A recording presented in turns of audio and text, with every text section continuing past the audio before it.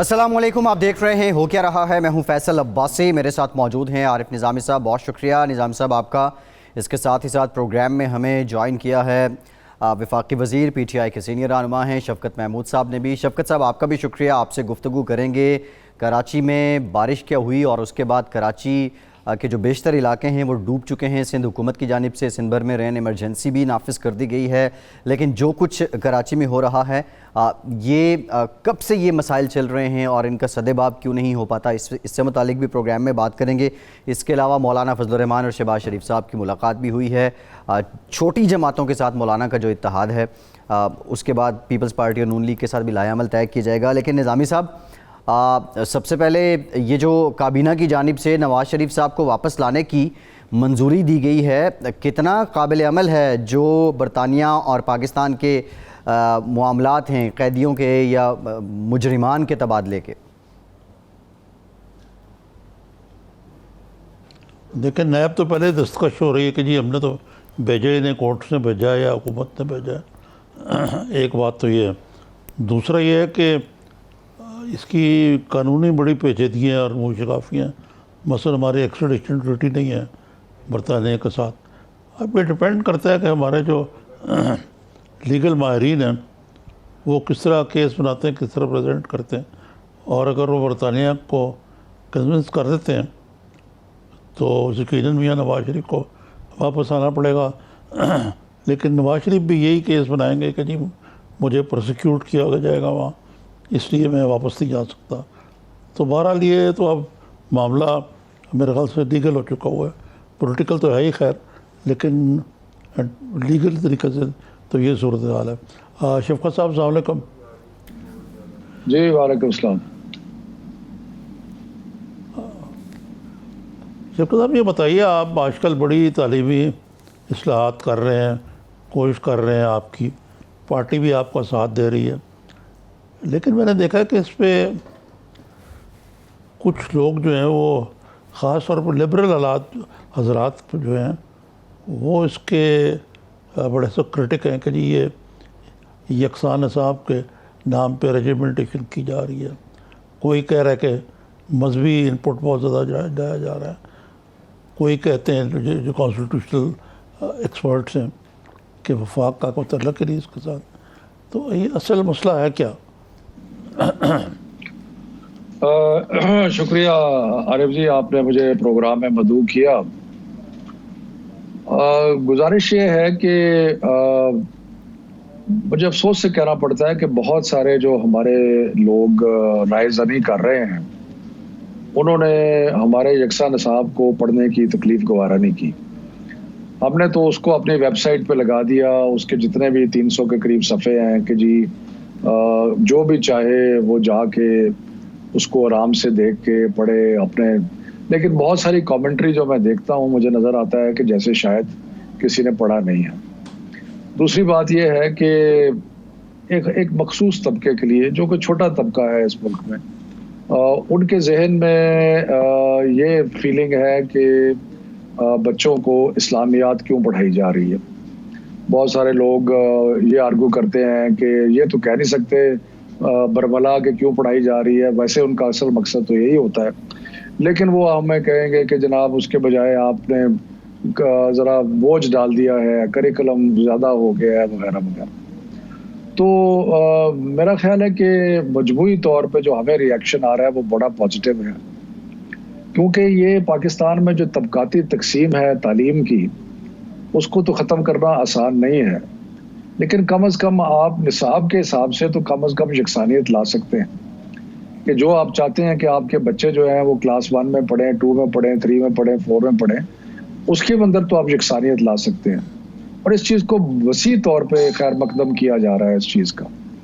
लेकिन कुछ लोग जो हैं उनको ख़ास तौर पे, अगर आप बहुत सारी जो अंग्रेज़ी अखबारों में क्रिटिसिज्म आ रही है जी, एक साहब लिखते हैं कि ये इतना बुरा है करिकुलम के मैंने पढ़ने की तकलीफ ही गवारा नहीं की। भाई साहब, अगर इतना बुरा है कि आपने पढ़ा ही नहीं है तो फिर आप ये कैसे इस राय पे पहुंच रहे हैं कि मैंने तो पढ़ने कि ये बहुत बुरा है। सो बहुत सारी अनइन्फॉर्म्ड कमेंट्री भी हो रही है। जी अच्छा, ये मैं एक ख़ुद अंग्रेज़ी अखबार एडिट करता हूँ, जो अंग्रेज़ी अखबारों की जो एक बड़ी ही लिमिटेड सर्कुलेशन होती है और लिमिटेड असर नफूज होता है, और अमूमन लिबरल पॉइंट ऑफ व्यू की निशानदेही करते हैं। अभी अगले रोज़ ही मैंने देखा कि परवेज़ हूद भाई साहब, जो कि एक बड़े एमिनेंट शख्सियत हैं, दानिश्वर। बड़े एजुकेशनिस्ट भी हैं, जी। साइंस पे भी उनको अबूर है, वो किस बात में नाराज़ थे आप थे? जी, अगर आप हुड बॉय साहब का आर्टिकल पढ़े, और मुझे यकीन है कि उन्होंने कम अज़ कम उस वक्त तक तो निसाब का बिल्कुल नहीं पढ़ा था, बाद में शायद उन्होंने पढ़ लिया हो, और मेरा ख्याल है कि बाद में भी सिर्फ उन्होंने इस्लामियात का निसाब पढ़ा। उनको भी यही प्रॉब्लम था कि ये तालिबानाइजेशन हो रही है, मदरसाइजेशन हो रही है, मदरसों के बहुत ख़िलाफ़ हैं। वो कहते हैं कि मदरसों की तालीम याफ्ता जो लोग हैं वो ठीक नहीं है, और हमने जब ये कहा कि भी हमने तो कोई ऐसी कोई शर्त नहीं लगाई कि सारे स्कूल जो हैं वो कारी हजरात को दें अपना नौकरी, ये तो प्रोविंशियल गवर्नमेंट्स का काम है, या प्राइवेट स्कूलों का काम है। अगर वो देना चाहते हैं तो ज़रूर दें, हमें खुशी होगी, अगर नहीं देना चाहते तो ना दें। लेकिन उन्होंने इस इशू को बड़ा बनाया, हालांकि हमने कहीं नहीं ये कहा था। उसके बाद उन्होंने मुख्तलिफ कि जी इस्लामियात जो है वो बहुत ज़्यादा हो गया है, ज़ियाउल हक का ज़माना वापस आ गया है, उससे भी आगे बढ़ गया है। तो मेरा ख्याल है कि ये हम एक इस्लामी मुल्क है आरिफ जी, आपको पता है इस चीज़ का, और हमारे कानून और आइन ये कहता है कि एक कानून बना था 2017 में, नेशनल असेंबली ने पास किया था, और फिर उसके बाद सारी प्रोविंशियल गवर्नमेंट्स ने पास किया कि 1 से 5वीं तक बच्चों को कुरान शरीफ जो है वो पढ़ाया जाएगा, और उसमें अहदीस का भी जिक्र होगा, और उसके अलावा और उसमें कुछ जो ख़ास सूरतें हैं वो 5 सालों में बच्चों को पढ़ाई जाएंगी। बहुत सारे मुसलमान घरानों में तो बच्चा जब 10-11 साल का होता है तो उसने कुरान पढ़ लिया होता है। तो इसमें भी कोई बिल्कुल वही चीज़ें हैं, और मैं तो बिल्कुल अपॉलोजेटिक नहीं हूँ कि जो कानूनन भी हमें करने की ज़रूरत है और जो वैसे भी करना चाहिए कि बच्चों को, लेकिन इतना बोझ नहीं है जितना कि लोग ये जाहिर करने की कोशिश कर रहे हैं। ठीक है। अच्छा शफकत महमूद साहब, आपने ये बात की है जो मुख्तलिफ पाकिस्तान में स्कूल ऑफ थाट्स कह लें, या हमारे यहाँ जो लिबरल है तो वो भी एक्सट्रीम है, और जो रिलीजियस पॉइंट ऑफ व्यू से है तो वो भी अक्सर लोग एक्सट्रीम लेवल पे चले जाते हैं। ये जो निसाब है इसमें एतदाल का फैक्टर कितना है? और दूसरा, ये जो लॉबीज़ की हम बात कर रहे हैं, क्या ये सिर्फ टीवी टॉक शोज़ या अखबारों की हद तक की गवर्नमेंट को इस निसाब को लेके इन्फ्लुएंस कर रही हैं, या कुछ और भी तरीक़ों से ये कोशिश कर रहे हैं? देखिए जी, पहले तो बात ये है कि हमने जो प्रोसेस अपनाया था वो इतना इंक्लूसिव था, यानी कि उसमें हमने इतने लोगों को शामिल किया, और उसमें इतने सारे सूबों के नुमाइंदे शामिल थे, उसमें आज़ाद कश्मीर के नुमाइंदे थे, गिलगित बल्तिस्तान के थे।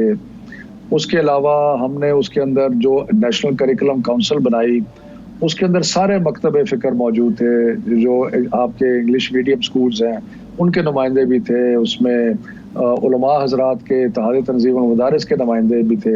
यानी कि हमने एक बहुत वसी इंक्लूसिव प्रोसेस के ज़रिए इस निसाब की जो है वो तख्लीक की है, और इसको फिर साथ साथ हमने वेट भी कराया। हमने कैम्ब्रिज को कहा कि आप हमें एक फ़ीडबैक दें, उन्होंने फ़ीडबैक दिया, और कुछ चीज़ों को उन्होंने कहा कि बेहतर करने की ज़रूरत है, ये है। फिर हमने सिंगापुर का स्टडी किया, फ़िनलैंड का स्टडी किया। तो ये एक बड़ी तफसीली एक एक्सरसाइज थी, और उस तफसीली एक्सरसाइज के रिज़ल्ट में ये मार्ज़े वजूद में आया है। और उसमें मुझे जहाँ तक मैं बड़ा क्लोजली फॉलो कर रहा हूँ इस डिबेट को, मेजॉरिटी लोग अगर ट्विटर में देखें, बाकी जगह देखें, जो फीडबैक हमें मिल रहा है पॉलिटिकल पार्टी से, जो फीडबैक मिल रहा है, इवन हमारे जो ओपोनेंट्स हैं जो उनसे फीडबैक मिल रहा है, उसमें सारे इस बात पे खुश हैं कि कम से कम यकसा तालीमी निसाब से जो एक तबकाती तकसीम है हमारे मुल्क में, उसमें कमी आई। ख़त्म तो नहीं होगा लेकिन कमी आएगी, क्योंकि ख़त्म तो तब होगा जब आप कहें कि जी सारे स्कूल बराबर है। सारे स्कूल तो बराबर ना हो सकते हैं, ना हम कर रहे हैं, लेकिन अगर मदरसे के बच्चे, सरकारी स्कूलों के बच्चे, प्राइवेट स्कूलों के बच्चे एक ही निसाब के तहत चल रहे हैं, तो ये कोई मामूली बात नहीं है, ये एक बड़ा एक इनकलाबी कदम है। शौकत साहब, नहीं, लेकिन ये देखें ना, थोड़ा सा उसका बैकग्राउंड है ना कि ज़िया-उल-हक के दौर में आपको पता है, आपने भी उस ज़माने में सियासत की है, मैंने भी की, सहाफ़त की है, कि एक माहौल बड़ा ही इंटॉलरेंट, ऑप्रेसिव, उस किस्म का निज़ाम तो मेरा नहीं ख्याल कि आप ला रहे हैं। नहीं, बिल्कुल नहीं ला रहे आरिफ जी, सवाल ही नहीं पैदा होता कि उस किस्म का निज़ाम ला रहे हैं। हमने देखे यहाँ तक किया है कि जो टेक्स्ट बुक्स हैं, क्योंकि निसाब का जो प्रोसेस होता है उसमें पहले निसाब बनता है। निसाब जो है, जिसको अंग्रेजी में आउटकम्स कहते हैं, वो है कि जी आप क्या चाहते हैं कि आपका बच्चा क्लास 1 में, मसलन अगर हिसाब का मजमून ले लें तो आप कह सकते हैं कि जी क्लास 1 में बच्चे को 1 से 100 तक गिनती आनी चाहिए। तो ये एक निसाब में आप प्रिस्क्राइब कर सकते हैं कि बच्चे को इस लेवल का होना चाहिए। इसी तरह बाकी मज़ामीन में आप प्रिस्क्राइब कर सकते हैं कि बच्चा जो है उसको ये आना चाहिए। क्लास 3 में फ्रैक्शन आने चाहिए, क्लास 2 में अंग्रेजी को सिंपल सेंटेंस आने चाहिए। तो ये सारा तो निसाब है। नेक्स्ट स्टेप होता है कि आप किताब टेक्स्ट बुक लगते हैं। टेक्स्ट बुक में भी हमने बिल्कुल एक मॉडल टेक्स्ट बुक हम बना रहे हैं, लेकिन कोई टेक्स्ट बुक करना चाहता है तो जो अपनी शौक से करे।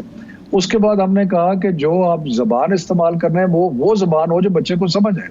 उसमें अगर सिंध में वो सिंधी में पढ़ाना चाहते हैं और कोई सूबा अपनी मर्जी करे, उसमें भी हमने कहा कि बिल्कुल। और जो इस्लामिक कंटेंट है वो वही कंटेंट है जो पहले भी हमारे स्कूलों में था, उसको हमने मजीद बेहतर किया कि हम चाहते हैं कि बच्चे को चंद सूरतें जो हैं वो आनी चाहिए पहले 5 सालों में, चंद हदीस जो है वो उसको या तर्जमे में या अरबी में आनी चाहिए। तो ये कोई इतनी, मेरा ख्याल है कि ये जो एक स्केयर टैक्टिक्स यूज कर रहे हैं कुछ लोग, पता नहीं क्यों, मुझे तो समझ नहीं आती। हमें तो ओवरवेलमिंगली पॉजिटिव रिस्पांस मिला है। जी ठीक है शौकत साहब, ये मुझे वैसे भी आपका ख़यालात कई दहाइयों से मैं वाकिफ़ हूँ। आप ख़ुद भी कोई, आपका शुमार कंजर्वेटिव नहीं बल्कि लिबरल लोगों में किया जा सकता है। तो मेरा नहीं ख्याल कि कोई ऐसा मसला है, लेकिन इन लोगों को इंगेज तो करें ना। मसलन ये जो टीवी पे आके ऐसी बातें करते हैं, उनको बुलाएं, उनको मीटिंग करें, उनको प्रेजेंटेशन दिलवाएं, ताकि you are on the same page. नहीं, हमने बड़ी कोशिश की आरिफ जी के हम जितने लोगों को इंगेज कर सकते हैं। कुछ लोगों को हमने बुलाया, बल्कि ज़्यादा लोगों को बुलाया, जिसमें से कुछ आए कुछ नहीं आए, और कुछ को तो मैंने खुद अप्रोच किया कि आप आए, हमारे इस प्रोसेस का हिस्सा बने। और मुझे लगता है इसमें कुछ हद तक सियासत भी है, कुछ हद तक हमारी जो एक आप कह लें कि कुछ लोगों के जहन में एक तासुब सा है हुकूमत के खिलाफ, वो भी कुछ शामिल है। और क्योंकि देखें, जिसने इसको स्टडी किया है, जिसने हमारे निसाब को बड़े गौर से पढ़ा है, आप देखेंगे कि ये 21वीं सदी का निसाब है। इसमें कंप्यूटर की तालीम है, इसमें बाकी चीज़ें हैं, यानी कि हमने हर लिहाज से उसको एक मॉडर्न करिकुलम बनाने की कोशिश की है। हम तो अब भी इंगेज कर रहे हैं, आपके प्रोग्राम में डिस्कशन हो रही है, मैं और प्रोग्रामों में जा रहा हूँ। हमारा इरादा इंगेज करने का है और इंगेज करते रहेंगे। हम किसी से ये नहीं है कि कोई, इसलिए तो हमने वेबसाइट पे भी लगा दिया, जो हमारे एक्सपर्ट्स थे उनके नाम भी लिख दिए, जो हमारे एनसीसी के मेंबर्स हैं उनके नाम भी लिख दिए, ताकि किसी को कोई खुफिया चीज़ एक्सरसाइज नहीं है, ये पब्लिक एक्सरसाइज। जी ठीक है। शफकत साहब, ब्रीफली ये बता दें, स्कूल कब खुलेंगे? 15 सितंबर से मुतालिक बातें हो रही हैं, और जो सूबे स्कूल खोल रहे हैं, पंजाब की बात हो रही है, केपीके की, तैयारियां क्या मुकम्मल हैं? और इनको सबसे बढ़कर रेगुलेट, एसओपीज रेगुलेट करने का तरीका क्या होगा? देखिए जी, हमने पहली तो बात यह है कि हमारा इरादा है कि 15 सितंबर तक हम स्कूल जो है वो खोल दें। उसके लिए 7 सितंबर को हमारी इंटर प्रोविंशियल एजुकेशन मिनिस्टर्स की मीटिंग होगी। उससे पहले हमें मिनिस्ट्री ऑफ हेल्थ से, यानी कि सेहत वाली वजारत सेहत से हम पूरा एक्सरसाइज इंटरैक्ट करने के बाद तो हम उनसे ये पूछेंगे, उनकी राय लेंगे कि क्या स्कूल खुलने चाहिए या नहीं। सो हेल्थ की राय होगी। उसके बाद जो एसओपीज हैं वो काफ़ी हद तक पहले भी दिए जा चुके हैं, उसमें मज़ीद हम हेल्थ ने इशू कर दी हैं, और हमने स्कूलों को इजाज़त दी है कि टीचर जो है वो पहले से आना शुरू कर दें, ताकि उन एसओपीज के ऊपर रिहर्सल जो है वो हो सके। और हमें उम्मीद है कि इंशाअल्लाह ताला, और ग्लोबल प्रैक्टिसेस को भी हम देख रहे हैं कि दुनिया में जहाँ जहाँ स्कूल खुले हैं वहाँ क्या प्रैक्टिस है, उसका भी जायजा ले रहे हैं। तो इसलिए देखें ना, 6 महीने हो गए बच्चों की पढ़ाई का बहुत ज़्यादा नुकसान हुआ है और बच्चों को और कई साल लगेंगे इस नुकसान को पूरा करते हुए। इसी तरह स्कूल जो है, ख़ास तौर पे जो लो इनकम स्कूल्स हैं, वहाँ पे तो बहुत सारे बंद हो गए हैं और ये हमारे लिए बड़ा लम्हा फिक्रिया है कि अगर ये स्कूल भी बंद हो गए तो जो हमारे स्कूल से जी। बाहर बच्चे हैं उनकी तादाद में इजाफा होगा। तो इसलिए ये काफ़ी सारे फैक्टर्स हैं, लेकिन इंशाल्लाह 15 सितंबर को हम स्कूल इंशाल्लाह खोलेंगे। ठीक है, एक ब्रेक लेते हैं। ब्रेक के बाद जब वापस आएंगे तो हम कुछ सियासी मामलात पे बात करेंगे। हमारे साथ रहिए।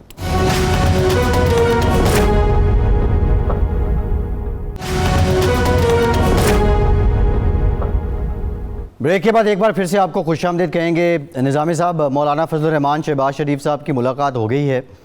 क्या हुकूमत के ख़िलाफ़ कुछ संजीदा पक रहा है?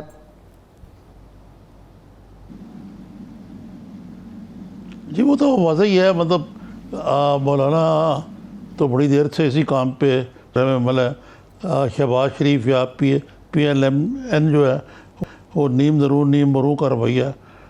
लेकिन मेरा शफ़क़त साहब से ये सवाल है कि शफ़क़त साहब ये इकट्ठे हो भी जाए तो कोई ये आपके लिए, आपकी हुकूमत के लिए कहना चाहिए कोई बहुत बड़ा कोई चैलेंज या थ्रेट है?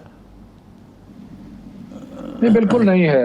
आपको पता है आरिफ जी कि आप तारीख के बड़े बगौर जायजा लेते हैं और आपका कि जब से मैंने होश संभाला है अपोजिशन हमेशा इकट्ठी हो जाती है हुकूमत के खिलाफ, क्योंकि हम तो, हमारे में बर्दाश्त का तो मादा ही नहीं है। लेकिन बहरहाल, और उसके बाद इकट्ठे होकर एक ही डिमांड होता है कि हुकूमत जो है वो चली जाए। लेकिन अगर आप अपनी तारीख में नज़र मारें, जहाँ पे हुकूमतों के लिए मुश्किल पेश आई है वहाँ पे वो मुकाम होते हैं जहाँ पे अवाम जो है वो अपोजिशन के साथ हो। इस केस में अवाम तो अपोजिशन के साथ है नहीं, बाकी आपस में मीटिंगें करते रहें, चाय पानी खाते पीते रहें, उससे कोई फ़र्क नहीं पड़ता।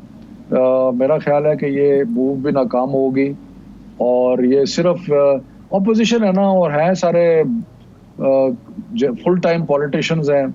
जो फुल टाइम पॉलिटिशियन है वो क्या करेंगे? अगर पॉलिटिक्स नहीं करेंगे तो और क्या करेंगे?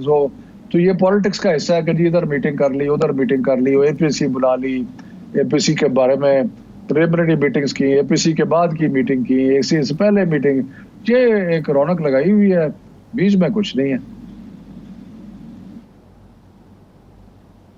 तो शौकत साहब, ये इस चीज़ का करेक्ट क्राइटेरिया है कि अवाम को दिलचस्पी नहीं है इस चीज़ से, और ख़ुद भी जो अपोजिशन है अगरचे वो बड़ी हेजिटेंट है कि अभी तक कोई उनका गेम प्लान भी या रोड मैप भी सामने नहीं आया। तो अपोजिशन का तो गालिबन एक ही मसला है कि वो समझते हैं कि उनको हुकूमत ने दीवार के साथ लगा दिया। तो ज़ाहिर है वो नैब के मामले में वो और आपकी हुकूमत के दरमियान कोई कॉमन ग्राउंड नहीं। आप कहते हैं कि हमने छोड़ना ही नहीं उनको, वो कहते हैं ये नैब जो है ये इंतकामी कार्रवाई हो रही हैं। तो वो अपोजिशन का बैठ के कोई उनको भी एक पेज पे लाने की कोशिश नहीं कर सकते। कोई एक पेज भी तो कहना ज़रा क्लीशे है, कोई कम से कम कोई मिनिमम इत्तेफाक राय हो के चले, अच्छा जी आप बताइए कि नैब में क्या आप तब्दीली चाहते हैं, इतना हम कर सकते हैं, इतना नहीं कर सकते। आप जितना आगे आने आए कुछ आगे चलते हैं उसमें। आरफ जी, दो तीन सवाल हैं आपके, मैं उनका क्विकली जवाब दूं। पहला तो जवाब ये है कि जो क्राइटेरिया आपने कहा क्या है कि अवाम है या साथ नहीं है, तो क्राइटेरिया बड़ा सिंपल है। हम तो एक आईनी हुकूमत है, हमें 5 साल के लिए अवाम ने इलेक्ट किया है। हमें हटाने का एक ही तरीका है कि असेंबली के अंदर अगर हमारी अक्सरियत ख़त्म हो जाए तो गवर्नमेंट नहीं रहेगी, अक्सरियत है तो दूसरा तरीका एक ट्रेडिशनली हमारे मुल्क में होता है कि जी एजुटेशन करो, लोगों को सड़कों पे लाओ। तो उस कॉन्टेक्स्ट में मैं कह रहा था कि लोग तो इनके साथ है नहीं सड़कों पे, अगर इनकी अगर कोशिश भी करेंगे तो कोई बाहर नहीं निकलेगा। उसके बाद आपने कहा कि नैब की बात की, बिल्कुल एक लिहाज से आप सही कह रहे हैं, क्योंकि इनकी सारी कोशिश ये है तौर पे NRO मांग रहे हैं। और उसका उसकी एक जो मिसाल है वो ये है कि हमने जब FATF के जो एक आपको पता है कि इंटरनेशनल जो एक ऑर्गेनाइजेशन है जिसकी वजह से हमारे लिए बड़ी मुश्किलात आ रही थी, उसके लिए जब हमने बिल बनाए, जो कि कोई तहरीक इंसाफ के बिल नहीं थे, कौमी यानी कि हमारा कोई ज़ाती इंटरेस्ट उसमें नहीं था, वो एक कौमी एक नेसेसिटी थी, तो इन्होंने उस पर पॉलिटिक्स शुरू कर दी और उन्होंने कहा कि यार नैब के हमारे नैब के कानून तब्दील करो या फेटअप के हम लॉ पास नहीं करेंगे। और जब हमने उनको कहा कि जी बताएं कि क्या तब्दील करना है, तो जो मसवदा इन्होंने दिया वो 35 नुकात थे और उसमें ये तो लग रहा था कि हर चीज़ ख़त्म है, यानी कि समझो कि नैब शैब ख़त्म, हर चीज़ ख़त्म। तो उससे जाहिर हुआ कि इनका एक ही मकसद है और वो ये है कि किसी तरीके से ये जो इन्होंने बहुत सारे उन्होंने जो लूट मार की है उसका हिसाब किताब लेना बंद किया कर दे नैब, और उसके जो तो ये मांग रहे हैं। मेरा ख्याल है कि अवाम पाकिस्तान के ये नहीं चाहते, इसलिए इनको ये एनआरओ तो नहीं मिलने वाला।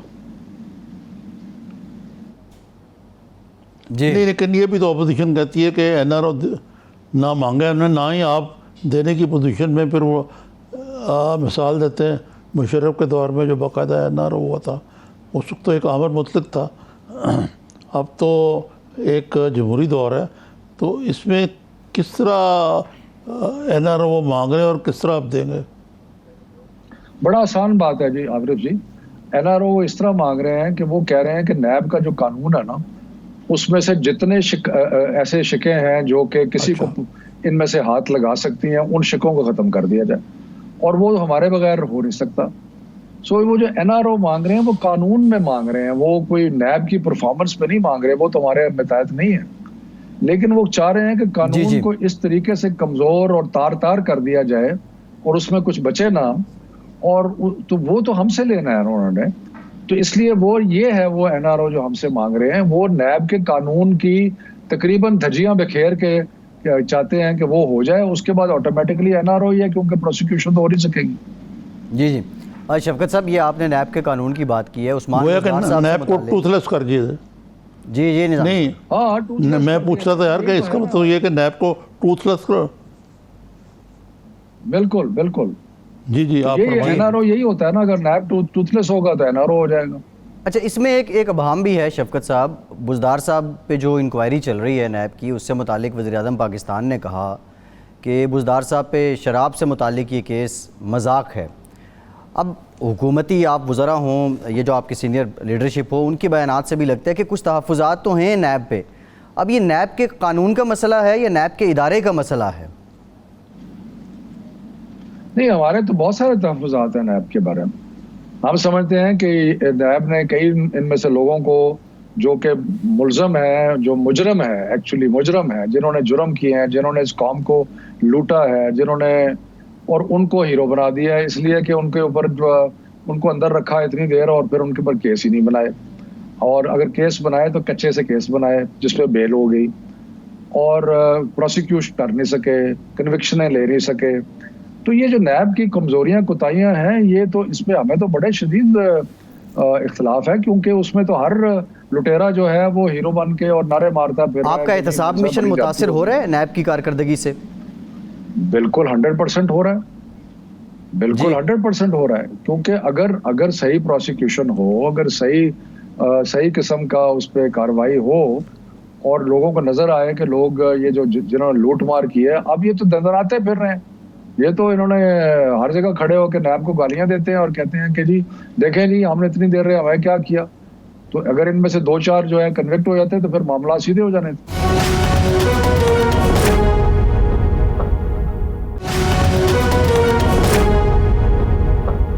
शफकत साहब, ये एकदम मियां नवाज शरीफ को वापस आने का मामला खड़ा हो गया, हालांकि उनको गए हुए अब तकरीबन साल से कम ही हुआ, लेकिन काफ़ी अरसा हो गया, और गए वो आप छोड़ा भी हुकूमत ने उनको ह्यूमैनिटेरियन ग्राउंड पे या इलाज के हवाले से या जो कुछ भी, इस पे भी बहस चली हुई है। नैब कहती है हमने नहीं छोड़ा।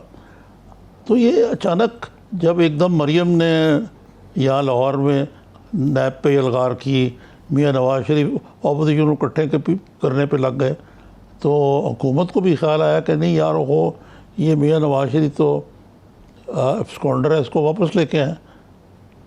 क्या इसका मतलब भी किस्म की कोई बुकराहट का आज़ार है मियां नवाज शरीफ से? नहीं नहीं नहीं, ऐसी कोई बात नहीं आरिफ जी। बात यह है कि ये मामला इसलिए आया कि इस्लामाबाद हाई कोर्ट ने इस चीज़ का नोटिस लिया कि भाई हमने तो 8 हफ्ते की इजाज़त दी थी, तो उसके बाद ये बंदा जो है वो किधर है।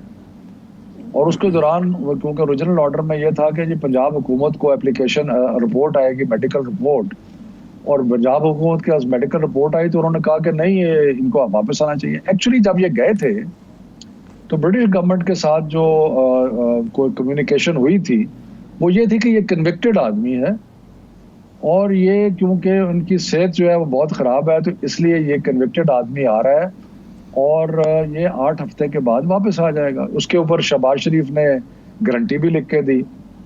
तो ये जो कार्रवाई आपको नज़र आ रही है, इसका मरियम के बाहर आने या जाने से कोई ताल्लुक नहीं है।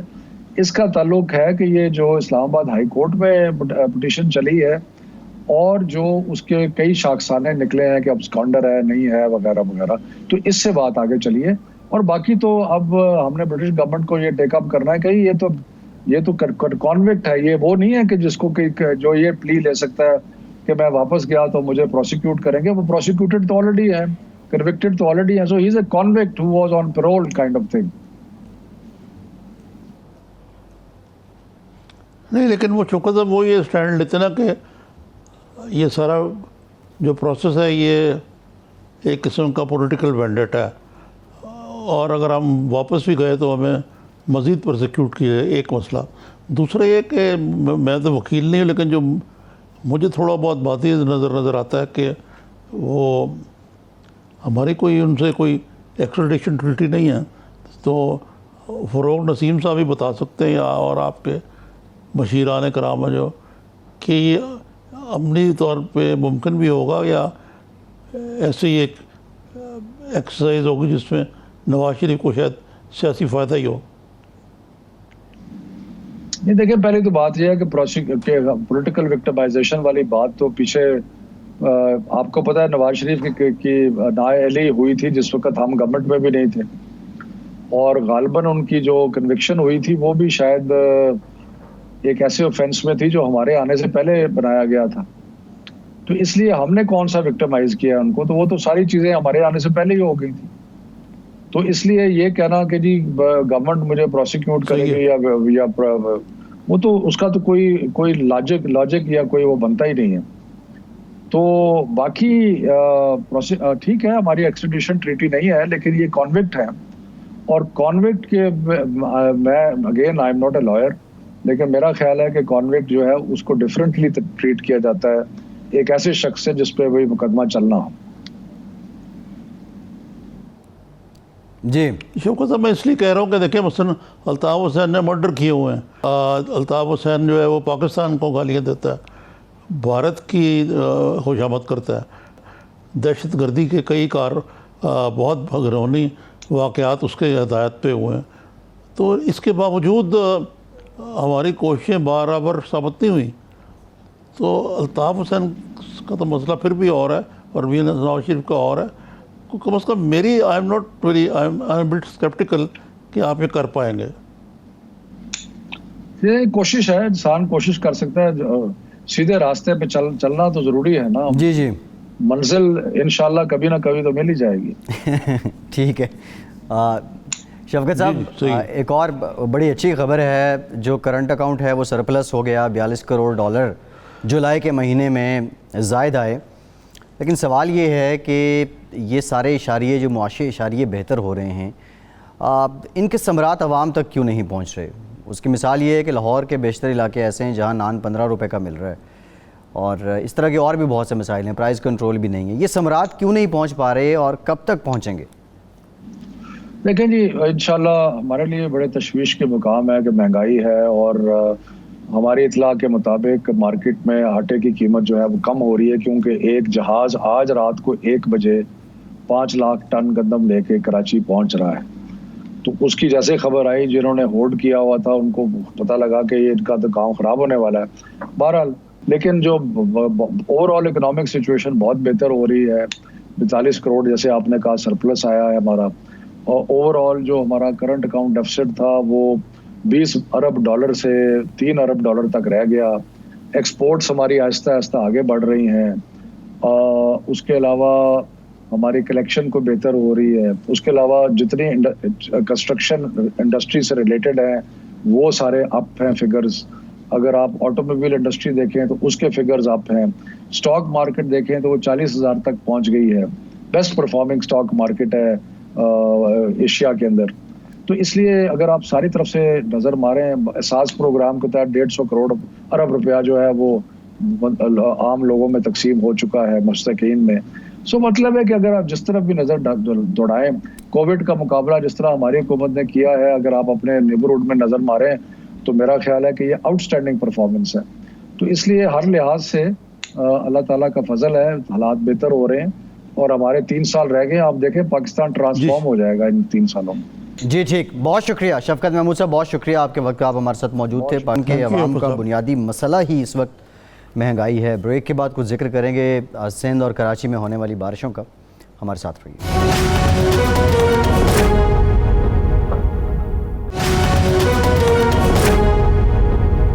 ब्रेक के बाद एक बार फिर से आपको खुशामदीद के कहेंगे। कराची में होने वाली बारिशों का जिक्र भी करेंगे, लेकिन निज़ामी साहब जो इस्लामाबाद में चल रहा है, काबीना ने मंजूरी दी नवाज़ शरीफ साहब को वापस लाया जाए। शफकत महमूद साहब भी जिस तरह कह रहे थे कि हम कोशिश कर सकते हैं, और आपने भी ब्रेक से पहले जिक्र किया कि ये रिवायत नहीं मिलती है।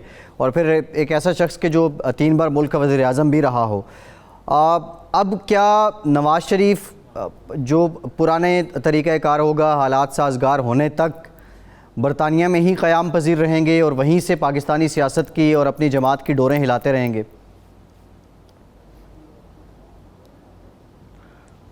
देखिए, अगरचे वो इलेक्शन से पहले वापस आए, उनको मालूम था कि वो जेल में जाएंगे, और अक्सर अपोजिशन वाले कहते हैं उस वक्त भी वापस आ गए थे फिर भी, लेकिन उस वक्त सूरत हाल मुख्तलिफ थी। वो इलेक्शन जीतने के लिए आए थे उनकी पार्टी का, और उनका जो मेन एमिनेशन था मियां नवाज शरीफ थे। अब इस वक्त जब तक के हुकूमत का सिंहासन कुछ थोड़ा बहुत डोल नहीं जाता, जो नज़र नहीं आ रहा फ़िलहाल, तो उस सूरत में वो वापसी का कोई प्रोग्राम बना सकते हैं। कोई ये जो क्या हो रही है ऑल पार्टीज़ कॉन्फ्रेंस, इसके नतीजे में कोई ऐसा लाएमल बनता है जिसके जुज़वी अमल दरामद से ही को सड़कों पे हिलजुल नज़र आती है जी। पार्लियामेंट के अंदर कोई एजिटेशन का, पार्लियामेंट से बाहर तो एजिटेशन का, और पार्लियामेंट में कॉन्फ्रेंटेशन का माहौल, कोई उस सूरत में तो मियां नवाज शरीफ वापस आ सकते हैं जी। ये भी एक चीज़ हो सकती है कि वो पॉलिटिक्स के अंदर देखें कि इमरान खान साहब कमज़ोर पड़ रहे हैं, तो ये हो सकते हैं सिनारियोज उनके वापस से जी। अदरवाइज इलाज और नो इलाज उन्होंने वापस नहीं आना जी, और वहीं से रह के वो यहाँ पे सियासत करते रहेंगे। अच्छा निज़ामी साहब, आपने APC का जिक्र किया है। ये पिछले 8-10 हफ्तों से, 2-2.5 महीने से APC चल रही थी, और शहबाज शरीफ साहब हत्तुल मकदूर कोशिश रही उनकी कि किसी तरीके से ये ना ही हो। देखा आपने कि बिलावल साहब की कोर्ट में भी उन्होंने बॉल डाल दी थी। आज जो शहबाज शरीफ साहब की मुलाकात हुई है मौलाना फजलुर रहमान साहब से, ये नवाज़ शरीफ साहब के हुक्म पे हुई है कि आप जाएं और उनसे मुलाकात करें और उनके तहफ़्फ़ुज़ात दूर करें, या ये उसी स्ट्रेटजी का तसलसल है? देखिए जी, मैं उनका टेलीफोन तो टेप नहीं करता जो को कि उनके हुक्म से हुआ है ये हुआ है, लेकिन अगर आप मेरे 2 रोज़ पहले का प्रोग्राम देखें जी। पिछले हफ्ते का शायद था, जिसमें मैंने कहा था कि मियां नवाज शरीफ जो हैं वो हर हालत में ये APC होगी और ये इकट्ठे होंगे जी। तो आप भी थोड़े से ज़रा स्केप्टिकल थे, लेकिन उसके अगले दिन ही ये आपने देखा कि शहबाज शरीफ और मौलाना की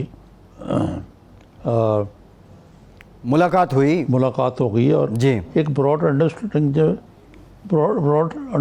जो है इमर्ज कर रही है। वो ये है कि आप पहले छोटी पार्टियां मिलेंगी और फिर बड़ी पार्टियां मिलेंगी जी। तो मुसीबत ये हो गई है ना, तो ये कहना कि जी शहबाज शरीफ साहब सैबोटाज कर रहे हैं इसको, ये कोई फेयर असेसमेंट नहीं होगी। ये अलग बात है कि शहबाज शरीफ साहब का जो रास्ता है वो अपने भाईजान से अभी भी अलग लगता है, वो कॉन्फ्रंटेशन की तरफ नहीं जाना चाहते, लेकिन तोहन करन इवेंट्स जो हैं उनको ले जाएंगे।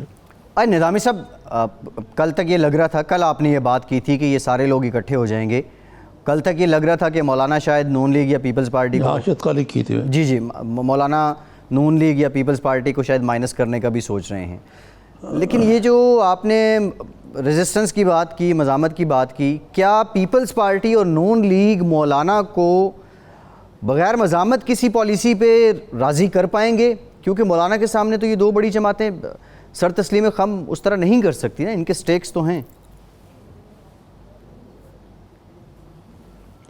उनके स्टेक्स भी हैं। पंजाब की अब भी सबसे बड़ी जमात जो है वो PMLN है, अगरचे मुज़दार साहब उसको उसमें नकब लगाने पे ख़ासे सरगर्म हैं। आज भी एक उनके रुकन को मेरे वो मसला अपनी जगह पर है, लेकिन इस वक्त तो देखें ना, ऑपोजिशन कायम है। पीपल्स पार्टी की हुकूमत जो है खासी महाजराई के बावजूद फेडरल गवर्नमेंट के साथ वो भी कायम है। तो मेरा नहीं ख्याल कि इतनी जल्दी आपको नज़र आएगा कि इनका जवाल हो जाएगा। लेकिन कोई भी जी तहरीक तो एक तरफ रही, अलायंस के का कोई अमली रोड मैप जी, उस वक्त तक नहीं बन सकता अच्छा ठीक है जब निज़ामी ये साहब। दोनों पार्टियाँ जी दोनों इकट्ठियाँ। ठीक है निज़ामी साहब, एक और मामला है। फुटेजेस आप भी देख रहे होंगे, ख़बरों में भी आप देख रहे होंगे, सिंध हुकूमत ने रेन इमरजेंसी भी नाफिज कर दी है। आज कराची में जो अब तक हैं 2 लोग इस सारी बारिशों के बायस, इस तबाही के बायस जाँ बहक भी हो चुके हैं। इवन इतनी खौफनाक फुटेजेस हैं कि कब्रिस्तान जो हैं वहाँ पे जो कब्रें हैं वो भी टूट गई हैं। तो डूबा हुआ है कराची। आज कोई आज का मामला नहीं है, ये बरसों से सिलसिला है। पीपल्स पार्टी पे इल्ज़ाम है 12 साल से आप इस सूबे में हुक्मरानी कर रहे हैं। अब क्या है, अब होगा क्या? ये जो लोग, गाड़ियाँ जिनकी डूब गई, जिनकी अमलाक को नुकसान पहुंचा, जिनकी दुकानें डूब गई, इनका क्या होगा? मेरे भाई मुझसे बात, ये गाड़ियाँ डूब गई। आज इस्लामाबाद में भी ये हाल था, मैं इस्लामाबाद में था। इतनी बारिश हुई कि इंतहा कोई नहीं, लेकिन क्योंकि इस्लामाबाद में जो 10-12 अरब कहते हैं चीफ मिनिस्टर साहब के खर्च होंगे कराची को ठीक करने में, इस्लामाबाद में उससे ज़्यादा लग चुका है। फ्रीवेज, हाईवेज़, अंडर पासेस वगैरह बन चुके हैं। इसके बावजूद बहुत बारिश हुई। दूसरे जो कराची में बारिश हो रही है और ये कब्रें जो हैं ये ज़ेरे आब आ जाती हैं, लाहौर में भी आ जाती हैं जब इतनी बारिश हो। सवाल ये है कि बारिश क्या नॉर्मल हो रही है? ये ग्लोबल वार्मिंग है, क्लाइमेट चेंज है, ये क्या है? बारिश ज़्यादा है निज़ामी सिर्फ ये मीडिया जो है ये ज़्यादा है। हम कराची की मामूल बताते ना, तो हमें कराची की तकलीफ़ क्यों होती है, बाकी जगह की क्यों नहीं होती? वो पाकिस्तान का हिस्सा नहीं है? निज़ामी साहब बात ठीक है, बाकी जगहों पे भी मीडिया इस बात को हाईलाइट करता है, लेकिन सवाल ये है कि ये जो कुछ हो रहा है, बारिश बेशक ज़्यादा है, इसको भी तो जस्टिफाई उस तरह नहीं किया जा सकता ना। यहाँ पे मैटर नहीं, मैं इसको अंडरमाइन नहीं कर रहा जी, अंडरमाइन तो नहीं कर रहा मैं इसको। कराची में क्या आबादी क्या है? 3 से 4 करोड़ आबादी है कराची की। 2 करोड़ से ऊपर है जी। हाँ, तो फिर ये कोई प्लानिंग नहीं है।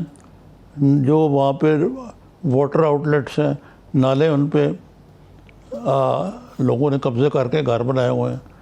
ये MQM इतने देर से काबज़ थी अपने वहाँ की लोकल बॉडीज़ पे, उन्होंने उसकी जेब भरी है, कोई काम नहीं किया। अब ये करप्शन का जो मामला है, ये तो हमारी पूरी जस्टिस सियासत में सराहत कर गया हुआ है, लेकिन बिलखुसूस कराची जैसे मेगा जो सिटी है, वहाँ ये मसला उतना ही ज़्यादा एग्रेवेटेड भी है। निज़ाम साहब, प्रोग्राम का वक्त खत्म हो गया, बहुत शुक्रिया। आज के प्रोग्राम से इतना ही। फैसल अब्बासी को इजाज़त दीजिए।